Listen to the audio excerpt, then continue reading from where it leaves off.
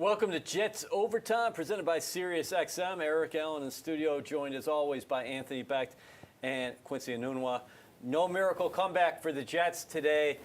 The Cincinnati Bengals, the defending AFC champion, fellas, they look like defending AFC champions today, scoring on 4 of their first 5 possessions, and the final for MetLife Stadium, 27-12. AB, the Jets now 1-2 on the season and 0-2 at home. Yeah, look, desperate team comes into town. Okay, no one thought the Bengals was going to start the season 0-2 or 0-3. So we knew they were going to get their best shot today for the Jets. I think again, when we talk about the Jets and winning football games, it's all about all 3 phases coming together and playing well. There cannot be any downs or lulls on one side of the football or the other. They have to really complement each other. Today, not so much. I thought, offensively, when you look at what the team had, too many field goals today. They weren't able to establish an identity offensively, in my opinion.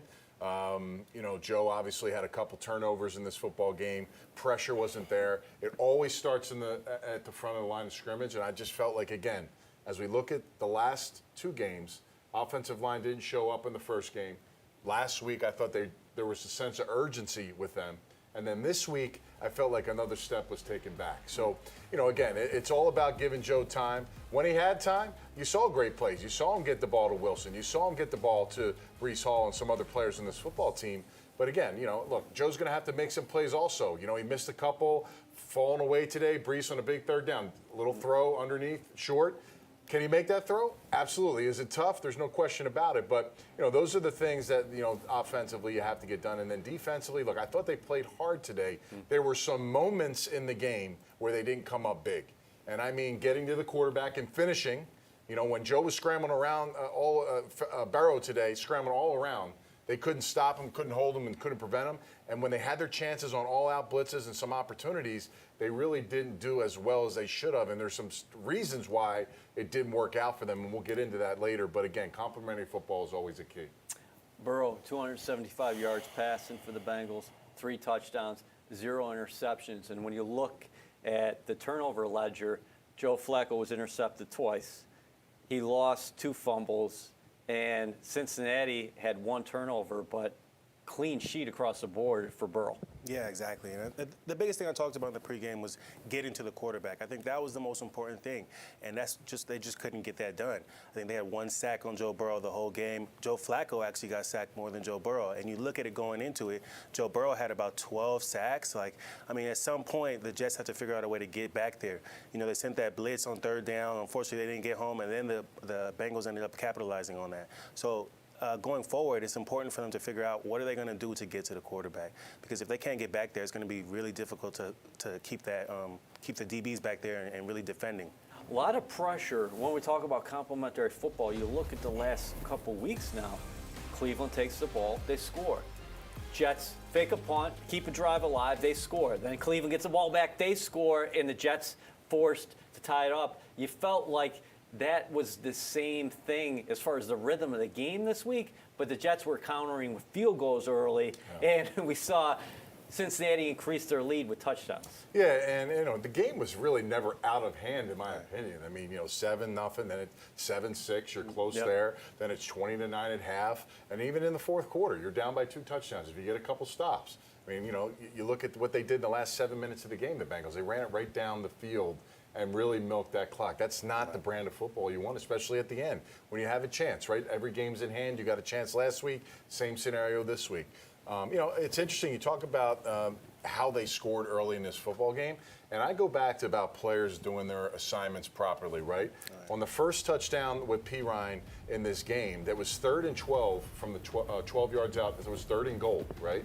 And from there, you had a linebacker covering the running back. Joe Burrow's floating out of the pocket, and he's not obviously going to run, but your linebacker comes off coverage, runs at Joe Burrow where he's a full 10 yards away and leaves the back open. Situational football. And then you talked about the all-out blitz. Yeah, they didn't get home, but what did they not do on the back end? You got to make the tackle. Yeah, just wrap them up, man. Jordan White has better than that. Get the guy, you have him. The big hit's not going to do anything because you're the last guy There's nobody else. Everybody's coming. It's man-to-man. If you just wrap them up, they get a first down. You live to see another day. Instead, you get a 56-yard touchdown play. And those are the big plays you can't have. And that's demoralizing for your football team. But two scenarios early in the game where if a player's doing their assignment properly, they're in control of the situation. We're going to get to all of our turning points later, and we'll get to Ethan Greenberg here in a moment. But I wanted to ask you, Q, offensively, seemed like the dynamic changed when Garrett Wilson took that rib shot. He'd go into the locker room. He came out in the third quarter. He got involved a little bit in the second half, but he looked well on his way to another 100-yard day, and I thought it took some time for the Jets to find their footing. Yeah, I think it really deflated the offense, and it's unfortunate, right? Like, you look at the offense, and they have so many different playmakers. We continue to talk about it. But for some reason, once Garrett Wilson got out, there was no way for them to really figure out, okay, who's going to step up next? They never really had that guy step up and make the play that needed to be made. And so you got to look at this going forward. Okay, what can we do to make sure that if we lose a guy, we're able to have somebody else come in and make a big play? Because you still have Elijah Moore. You still have Corey Davis. You know, you still have our great running backs. What is going on that there's no way for another guy to make a play after that? So the final today at MetLife Stadium is Cincinnati Bengals 27, the New York Jets 12. You look at the total yards there, not much of a discrepancy at all. The Bengals with a 2-yard advantage. Joe Flacco, a lot of those yards did come late for the Jets. Joey Burrow, he was sacked twice today, but he had been sacked 13 times the previous 2 games. And basically, you played to a draw in the run game this afternoon. Let's bring in Ethan from MetLife Stadium. Greens, we've been talking about the lack of consistency up front for that offensive line, and unfortunately, we saw another player go down there today. Yeah, that's right, EA. Left tackle George Fant went down today. Connor McDermott took his place. And looking at Fant on the sideline, he looked like he was pretty upset that he wasn't able to go back in the game. He was actually sitting next to Dwayne Brown, who the Jets signed in August and then is on injured reserve. So to your point, the lack of continuity up front continues to be a storyline here for the Jets, and it was on display, especially in this loss, EA. Yeah, you're hoping that Dwayne Brown can get back. He's on injured reserve. He'll be eligible to come back after that 4th game next week against the Pittsburgh Steelers. And now we'll have to see what happens with Fant moving forward. Max Mitchell starting his 3rd career game at the right tackle position. And the Jets are crossing their fingers about linebacker Quincy Williams. How did the Jets line up in the base when Q went out? Yeah, it's a good question. So Quan Alexander and C.J. Mosley, and then Marcel Harris was the guy in base after Quinnen Williams exited on the cart with an air cast around his leg, which obviously you do not want to see. Quinnen Williams, Quincy's brother, side by side with him the whole time that he was down on the field. But the short answer to your question is Marcel Harris, who signed with the Jets in the offseason, has some familiarity with this defense coming from San Francisco. He was the next man up for the green and white. Yeah, and I thought Quincy was having a really heck of a game. He forced a fumble that C.J. Mosley recovered. That set up one of Greg Zuerlein's field goals. He had 7 tackles in all, and then he went down, actually making a stop on a 3rd down play, and the Jets held on 4th down. So finally, let's get to the running backs. We talked a lot about that during pregame. What did you think about what we saw on both sides? Yeah, I'm going to start with the Bengals, and really their final drive, or their second to last drive, was all Samaje Perine, and the Jets up to that point had done a very good job containing Joe Mixon, just like they did last year. It was actually Mixon out of the backfield, and for Michael Carter and specifically Breece Hall, he had a big day out of the backfield, which I guess should not be a surprise considering that we've seen that at Iowa State when he was there, but I think that the Jets running backs are going to be a focal point of this offense moving forward, not only out of the backfield as rushers, specifically as receivers moving forward. Obviously not the result the Jets wanted, but if you want to try to find some silver lining, the play of Breece Hall and Michael Carter, specifically Hall, definitely something to keep in mind moving forward. Thanks, Ethan. AB, seems like every week we're talking about offensive line continuity and the Jets not having it. And we see George Fant go out in the second half today. So Connor McDermott's playing left tackle. Rookie Max Mitchell forced into starting duty here earlier this season, made his 3rd consecutive start at right tackle. I'll be honest, I'm not really concerned about the young guy side.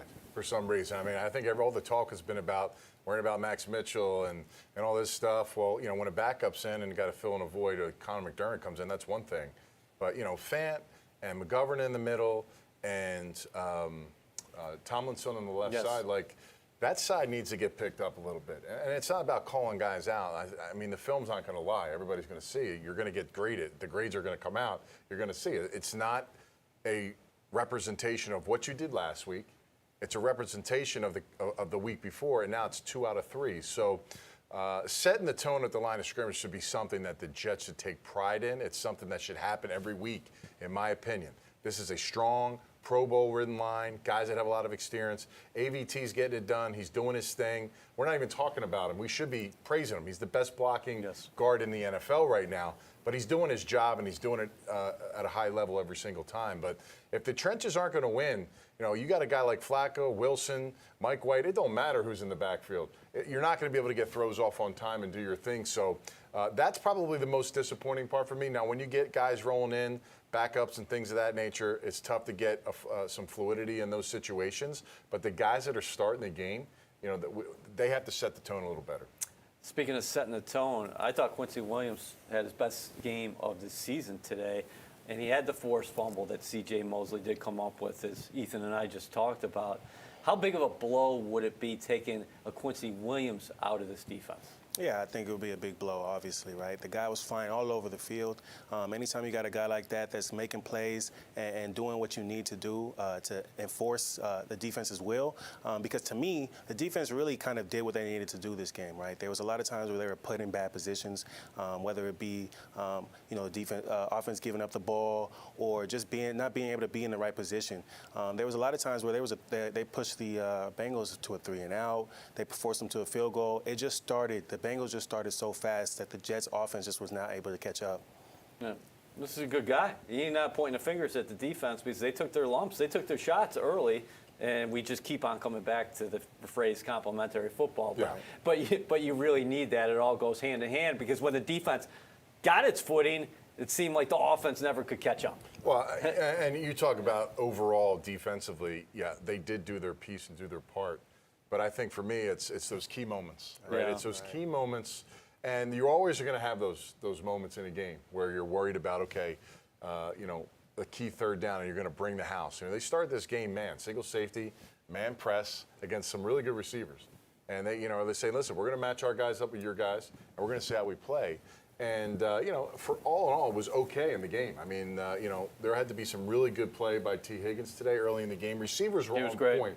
When they got their opportunities, Joe Burrow made some plays. But I think for me, it's just, again, starting fast is something that has to be done on all phases. Yeah. I mean, special teams did their part today, which was great. But, when the special teams, and we're high-fiving them and nobody else, then obviously you know that we're not taking advantage of some scoring. And obviously the defense is not taking care of getting the ball back off the offense. Interesting looking at the numbers. You got Tyler Boyd, 4 catches, 105 yards. T. Higgins, 5 for 93. And then Jamar Chase had just 6 catches and 10 targets for 29 yards. There is the Jets' upcoming schedule, of course, that starts next week when they finally conclude this run through the AFC North. They will be playing the Pittsburgh Steelers, and they'll follow that up with a home date against the Miami Dolphins. Right. So in the pregame, we had a lot of conversation about communication in the back end. So we're going to highlight that here. So if you look at it here, we got a 1 and a 2 right here, making sure that they're communicating. They know that they have these 2 guys right here, right? So if you let it go. So this is DJ Reed and safety LaMarcus Joyner. Yes, sir. So if you let it go, you see right here, they know, okay, LaMarcus Joyner knows if this guy crosses my face, I got to have him because DJ Reed is not going to take him. He's got to stay in his zone. So right here we see, okay, he takes him, right? So LaMarcus Joyner right here takes this crosser so that DJ Reed can take the other crosser that's coming across the field. It's a great job here by communication because, if they didn't do that, there's a big chance that they could have a big play. Then we're going to show this bottom right here. That leaves Sauce one-on-one against the Bengals' best receiver. And you see Sauce has his eyes in the backfield. He's doing a good job. Highlight him right here. He's doing a good job of looking in the backfield, making sure he knows he's taking a few read steps. He sees that Jamar Chase is out of there. taking his route deep, so he follows him. I'm gonna show you the back end. This is a great play, though. He's got his eyes back there. He knows, okay, I might not be in position to get this pick, but I know that I got to get my hands in there. So let's see the backside of it. I said this before, Sauce Gardner does a good job of being patient and not panicking. He knows that, okay, all I have to do is make sure I'm watching the receiver's eyes, watch those eyes. When he's looking up and his hands go up, I just got to put my hands through. This is a great job. Hands are in between the receiver's hands, right? He could even pick this, honestly, because you see right here, the ball is in his arms. The ball is right here. We can't see it, but the ball is right there. He just doesn't finish the play. But it's a great play by him, not panicking and making that great play. Great speed running down the field with Jamar Chase. Then he finds the football, and then he shows that tenacity. Speaking of tenacity, you need guys to win on third down. Here he wins against Chase again. Right, and this is another thing we talked about in the pregame is that you got to get to the quarterback. That's one thing that the Jets kind of struggled with today, but we're going to highlight this play here. Jacob Martin does a great job. Let's show him right here. A great job of getting to the quarterback. That's what you need to do against Joe Burrow. Flush him out of the pocket. So he beats his man, easy move outside, forces Joe Burrow to slide up in the pocket and get out. And now Sauce is looking over here. This is who we're going to highlight, right? Sauce did a great job of today. Like I said before, he did a great job of not panicking and finishing plays because that's what you want to see. Even if you're not in position initially, right here it's a double move, right? He's kind of out of position, but he does a good job. He's driving, and that's what you need. You need to drive, because you never know where that ball is going to be. A lot of times DBs quit because they're panicking. They don't know, okay, maybe I might not make this play. Sauce does a great job of driving through. I'm going to show the backside. Yeah, in this case, again, this is T. Higgins. The first play was Chase. And this is great. He does a great job of driving through. He's a little bit out of position. If this ball's thrown outside, it might be completed, but he doesn't care. He's going to make sure he finishes the play, and that's what you want to see from a young DB. He finishes the play. Look at that. Hands right on those hands right there, and he gets the PBU. Great play by him. Great awareness by Gardner there against T. Higgins and Burrow. He knew where the sticks were on third down. Speaking of the Jets' rookie cornerback, here's Caroline Hendershot with Ahmad Gardner. Here with cornerback Sauce Gardner. Sauce, you had a personal performance today that was really good. 2 clutch passes patted down in third down conversions. How did you feel about your performance today? I felt like I played great. You know, T. Higgins, he made a decent play, but that one of those pass deflections, that's why I was so turned, because I know he made a play. Like, that's one of the guys that I used to, talk to in Cincinnati. So it was kind of personal playing against them guys. You know, I played college at Cincinnati, so I for sure felt like it was personal, and I had to do my thing, and I think I did just that. Did you talk to him at all leading up to the game? Nah, not really. That ain't the type of person I am. If we got to play against each other, I ain't like no brother-in-law type person. Don't talk to me the week of the game. Like, it's just that simple. What do you think the biggest point of improvement is for the defense going forward? And we just got to execute. Like, if we're going through something where we communicate in the red zone, say if it's a red zone play, we gotta execute. You know, when the lights are the brightest. You know what I mean? Because we had practiced something like our coaches put us in the perfect position every single week.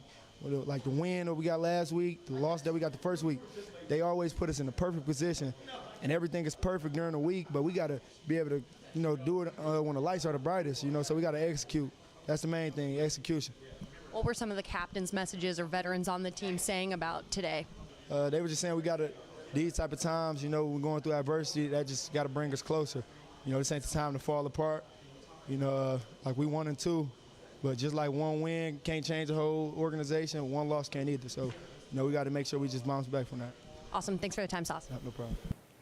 You are watching Jets Overtime presented by SiriusXM. Eric Allen, Anthony Becht, and Quincy Enunwa in the studio.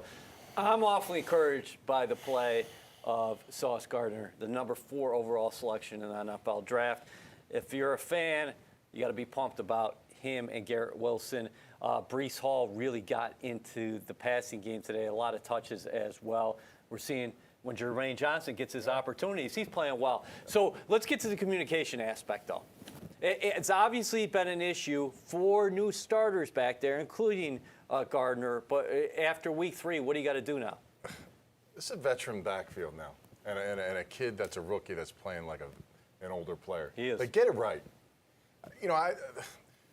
to talk about that stuff after the game and say, the coaches play, get it right. We got veterans there now. There's no excuses. Joyner's back there. You got Jordan Whitehead. Yeah, Reed and Whitehead. Like, these guys have been in big games. Yeah. So get it in-house and figure it out. Like, I don't need to hear it from in the media. I don't need to hear, Rich Samini or somebody posting that stuff. We don't need to hear that. I mean, just fix it. Let's go. Like, these are veteran players, so let's get that done. If something happened in the game, sometimes communication's off, then get it right. But, they should be on the same page most of the time. And if they're not, someone needs to take control on the field and get them on the same page. Right. So who's the leader in the secondary? Whoever that person is, point and let's go. Go with it. If you don't hear something right from the sideline, then you get into something that everybody's on the same page with. Or if you get it on the right side, make sure everybody gets the information. So I always get a little swayed when I hear stuff like that because I get it. There are some issues, but the guys on the field can get on the same page if they're communicating. So players need to figure it out. Well, one play was emblematic of that today, right? Was the scoring pass to Jamar Chase. And Chase did not put up big numbers there, but you're in the red zone and you saw LaMarcus Joyner come over and he communicated, and it looked like, to Sauce Gardner and Quincy Williams. And then they went this way, Jamar Chase went that way, and Joyner kept on going to the other half of the end zone. Yeah, exactly. And I honestly hope that the DBs, the coaches have that same fire that AB had right now, because that's what you need, right? Like, ultimately, this is 3 weeks in a row where you've given up a big play, a touchdown in the red zone from miscommunication, because these plays are not exotic, they're not fancy, they're really simple, and it really just needs to be that they have to fix the communication, because if you can fix that, then you can eliminate some of those big plays, some of those touchdowns, and now it's a closer game. Because really, if you look at it, up until like the second, third quarter, it really was a close game. It was a winnable game. There was plenty of opportunity. The Bengals were giving the ball up. It was just that the defense had some miscommunications, and like I said before, the offense just couldn't get it going. We're seeing the frustrations. It's only 3 games into the season. Obviously, Quinton Williams, he was yelling on the sideline, and we see that from time to time. Football is a very emotional sport, and Robert Saleh said he was just pointing to the fact that, hey, just let us rush 4. You guys can play coverage, as opposed to sending numbers. You didn't get home, and then there's a missed tackle, and before you know it, Boyd's in the end zone. Well, he didn't see the missed tackle. He just saw a guy running 56 yards thinking, well, we just blitzed 7 guys and it didn't work. Well, it didn't work because you didn't finish on the back end. Yeah, they got the catch, but it should have been a 12-yard gain. Should have been a 56-yard touchdown. And there's a frustrating pieces there. Of course, Quinton and those guys feel like they can do enough, but they had some opportunities in this game to get to Joe Burrow on a 4-man rush, and quite frankly, they didn't get him. Right. That's the end of the day. That's the facts. Yeah. And we got Joe Burrow running around like a crazy man on the football field, and they weren't able to grab him, pull him down.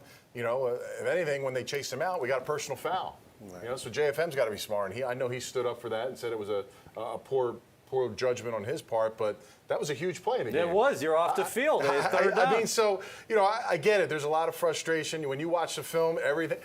I know this. When you watch the film, there's a lot of clarity, right? Definitely. A lot of things that we're talking about, players are talking about, all of a sudden now, we're sitting there, and what's the call, and this is what we're supposed to be in. All of a sudden, the film, the eye in the sky never lies. So the next day obviously tells the tale, but like you said, this team is 1-2. This is not panic mode. Mm-hmm. All this chirping, that's going to get built up in the New York media. That's a given. But in-house, you're 1-2, man. You're going to play a really, struggling Steelers team. They're going to be tough, but you can go up there. This is not a game that you can't win.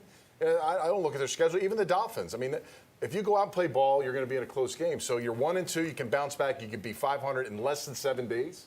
And if you get on the same page, can you fix communication errors? Can you fix some of those things in 7 days? Absolutely, you can. Right. It's very easy to do. And that's what I expected. It's a professional team. We got defensive-minded coaches. Our head coach is a defensive coach. Those things will get corrected quickly. And if they don't, then you're going to have a long-term problem. But I don't think that's the case here with this team. Real quickly, as far as communication in the secondary, does that typically be one of the safeties who is the main guy back there? That's a good question. It really depends on how they're kind of running that defense back there. I think ultimately, though, it's really all 4 of them need to do it. Let's get to the turning point here for you guys. I mean, there's a lot of options. Quincy, you're talking about right out of the gate. Yeah, right out of the gate. I mean, the Bengals started fast. It was an 11-play drive, 75 yards. I mean, if you get out fast and you can make that play, it's hard for the offense to catch back up, and you saw that. The next series, the offense had a field goal, right? Then after that, the Bengals put up some more points. So it's just tough. Once you get behind the 8 ball, it's really tough to kind of catch up. And you saw the defense started to catch up more towards second, third quarter, but you can't do that. You have to start fast, and that's going to help the offense also start fast. But, it was just too tough from there. Anthony, how about you? Yeah, I mean, the second scoring drive to me, we've been talking about it now, the length now with the all-out blitz, you missed the tackle. Yeah. But, in that same token, going back to the first score, you have an opportunity to, on defensively, 3rd and long on the goal line, 3rd and 12 yards away. If you're in the right position and you're staying with your guy, maybe after Joe Burrow starts to run, he doesn't have anything there. He either throws it away, run. You can come up and make the tackle. And again, they get a kind of gimme there to Pirine in the end zone. So, and even at that point, okay, Jamar Chase gives you a fumble, and you get the ball back on your side of the field. So, you got to convert those things, man. Short fields are hard to get in the NFL. You get one of those things, you got to bring your best plays, your best offense into those situations and punch it in the end zone, or at least get it close where you can say, you know what, let's go for it. It's 4th and 3 at the 3-yard line or wherever it may be, and then you can put it in the hands of your football players in that mode. But, field goals were the name of the game today, and that's not going to win you many of them. Yeah, my turning point was a 3rd and 9 for the Jets offense after that first score when the Bengals took the lead, and a little wheel route to Breece Hall out of the backfield where if the ball might have been led just a fraction more, I think we're talking about a tie game, and who knows what happens from there. But incomplete pass, Breece tries to make the catch behind him, and he is a sure-handed back out of the backfield. He's going to catch a lot of passes in the National Football League. You have to settle for points, and I think that kind of just set the tone for the Jets today at MetLife Stadium. For more on today's game, here's Ethan Greenberg with Jets tight end Tyler Conklin. Here with Jets tight end Tyler Conklin. Tyler, feels like the offense is at spurts, but how do you put it together for a full game?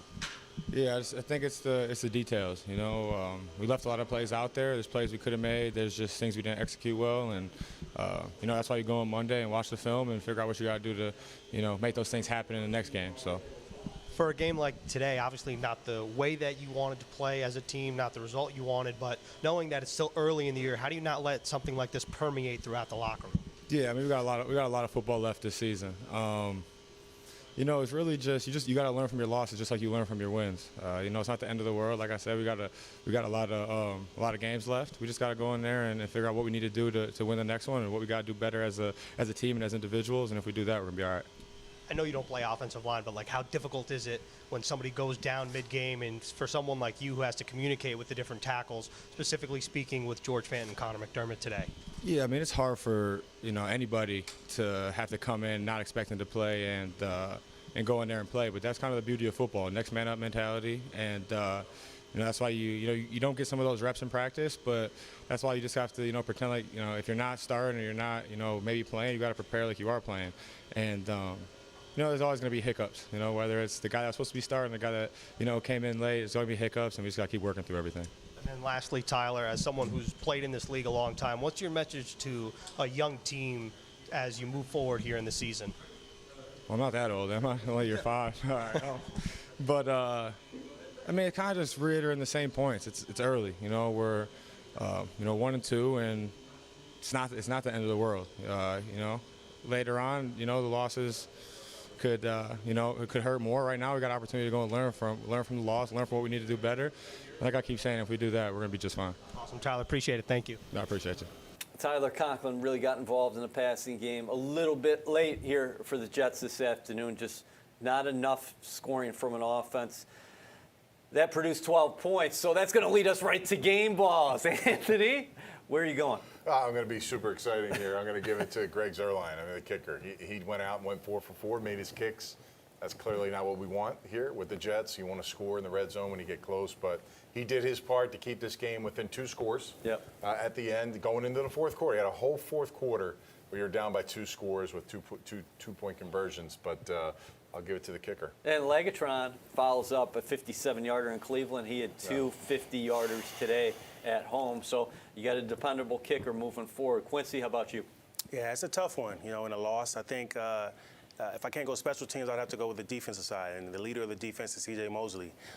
He had 12 tackles, a fumble recovery. He wasn't always in a great position, but I think if you can lead the defense and have that many tackles and a fumble recovery in a loss, you can't really go anywhere else right there. I think the best guy right there is C.J. Mosley. And the Jets are going to be counting on him even more in the weeks ahead if Quincy Williams is out for a long time. We talked to Ethan about that before. Marcel Harris coming in to the base look alongside C.J. Mosley and Quan Alexander, of course. My game ball today, I'm going to go with Sauce Gardner. Listen, those two plays that you did on the telestration, great work by you as always, but Sauce Gardner, he continues to show each week why the Jets made him the number 4 overall selection in the draft. He's got really good hips, good speed, he finds the football, and he's got a tenacity that you just love. The other thing that he did today was the Bengals were looking for a kill shot. 4th down and 1 play, and you got a busload of guys there to stop Pirine, and one of those guys was number 1. Jamar Chase, one of those guys was number 1 right there, Sauce Gardner. So, again, the stage is not too bright for him. He's going to have many great days ahead for the New York Jets. Okay, so let's end here, fellas. Joe Flacco has made 3 starts with the Jets. We're going to have to see if Zach Wilson is fully cleared this week. Do you anticipate Wilson, if he is cleared, being the guy in Pittsburgh in week 4? Yeah, let's go. I mean, let's ride, right? Let's ride. That's a common phrase with the quarterbacks right now. Let's ride. Well, I want to see him out there. It's time to get him going. They're getting some extra time to get his knee and leg back to where it needs to be. I haven't seen him working out. I haven't heard anything on the side of caution with anything he's doing. So, again, the goal was to get him 100%. If that's where he's at, I fully expect him to be in Pittsburgh. Robert Saleh has made it clear. Zach Wilson is the future of this organization, Q. When he's medically cleared, he will be the quarterback. Yeah, and I think it's the best way to go right now. In a perfect world, you would have loved Joe Flacco to build upon that last game and to carry them into the next game, and Zach be able to just kind of fully be recovered. But I think if he's ready to go, you got to put him in, right? Joe Flacco didn't do exactly what he needed to do this game, but it wasn't just him, right? There's a lot of room for improvement all across the board. So if you are going to put Zach in, it's got to be improvement everywhere across the board, because otherwise you're just making it a worse situation for Zach. Does the game plan change if Wilson is indeed the guy? Well, I want to see a little bit of better identity offensively, I think, overall, right? Running the ball, passing Garrett Wilson's been nice. Getting the ball to the receiver, the running backs out of the backfield has been nice. But, how are we implementing the tight ends? I think those numbers that we saw in Conklin, they're all great for stats, but they really weren't meaningful catches and yards at the end of the day to help this team win. And the offensive line has to come out and assert themselves as well. I mean, that's another big part of it. And also for Mike LaFleur is how he blends in the other stars on this offense. There's enough players right now on this team where you should be, worrisome if you're a defense, because you got running backs that can run, you got running backs that can catch, both of them. You got 2 tight ends. C.J. Uzomah, I don't know what his role is in this offense yet.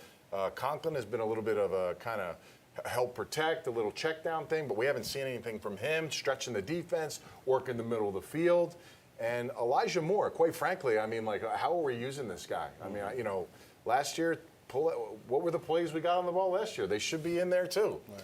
So, listen, it's tough for a coordinator. You got a lot of pieces and a lot of nice toys to play with. Now, how do you blend it all in? And you never can gauge where the ball is going to go specifically, and that's the old adage, right? Well, we're trying to get him here, but if this guy's open, but there's ways to manufacture plays for players, in particular a guy like Moore, who doesn't have to run all kinds of routes to get the ball. Yeah. Turn, throw, and let him go. Right. Block a couple guys, and all of a sudden he turns a -1 yard catch into a 40-yard gain. So, again, it's early, and we're still blending it. And the thing is, now you might have a quarterback now who's coming in who doesn't have the flow as Joe Flacco had. So there's going to be maybe a little bit of a while there. A while being hopefully just a quarter or 2 in the game, not a couple games. But hopefully they're able to figure it out. Well, there is going to be a lot of pressure on him. It's a great, great point. Yeah, no question. And he's going to have to balance playing with the new structure of the offense, but also using his athleticism that Flacco doesn't have at this stage of his career. No knock on Joe,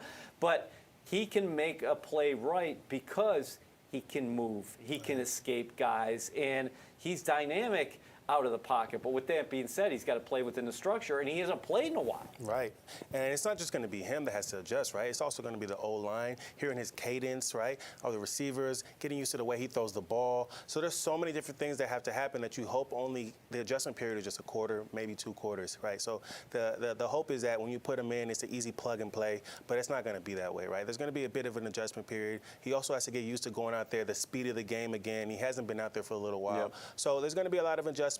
But I think that, this guy is the future, right? He's the guy that you want to depend on. He's the guy that you want to count on. So I think that he's been doing the work that he needs to do to go out there and perform the way he wants to perform. All right, so big picture, the New York Jets are 1-2. The Cincinnati Bengals come to MetLife Stadium today and show why they were AFC champions last year. Solid defensive effort, very good performance from Joe Burrow, 3 touchdown passes, 0 interceptions. But with that being said, the Jets will end this little 4-game stretch against the AFC North next week in Pittsburgh, and they have an opportunity to be 2-2.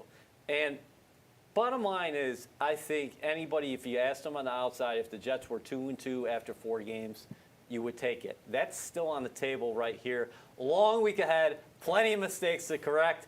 We're signing off from here at One Jets Drive. Thanks to Ethan and Caroline at the stadium, the cast of thousands at 1JD. We'll see you next week.